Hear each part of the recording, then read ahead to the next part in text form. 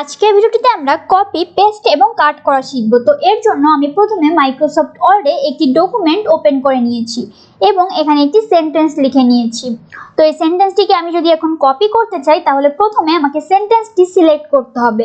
আর select করার জন্য প্রথমে মাউসের কার্সর পয়েন্ট সেন্টেন্সটির ফার্স্টে নিয়ে একটি রাইট ক্লিক করতে হবে।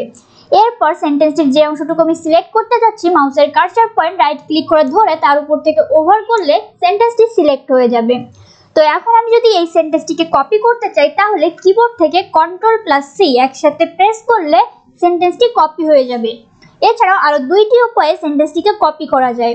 সেন্টেন্সটি সিলেক্ট রাখা অবস্থায় হোম মেনুতে আমি যখন অবস্থান করব তখন এখানে কপি এই অপশনটা থেকে আমি এটিকে কপি করতে পারি।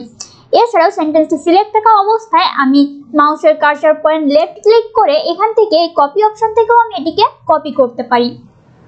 তো এবার আসি পেস্ট করা। এই সেন্টেন্সটিকে আমি যদি এখন পেস্ট করতে চাই তাহলে কিবোর্ড থেকে Ctrl+V প্রেস করলে পেস্ট হবে। এছাড়া আরো দুইটি উপায়ে পেস্ট করা যায়। এই পেস্টের অপশন থেকে আমি এটিকে পেস্ট করতে পারি। তো এবার আসি কাট করা। তো কাট করা দেখানোর আগে আমি কপি এবং কাটের মধ্যে যে পার্থক্যটা আছে সেটি সম্পর্কে একটু বলি। মূলত কপি যদি আমি করি তাহলে যেখান থেকে আমি কপি করছি তথ্যটা সেখানেও থাকবে এবং যেখানে নিয়ে পেস্ট করছি সেখানেও থাকবে। কিন্তু কাট করে আমি যদি পেস্ট করি তাহলে যেখান থেকে কাট করে দিলাম সেখানে আর ওই তথ্যটা থাকবে না। তো এর জন্য আমি প্রথমে সেন্টেন্সটি পুরো সিলেক্ট করে নিলাম। তো আমি এটি সবটুকু সিলেক্ট করে নিলাম।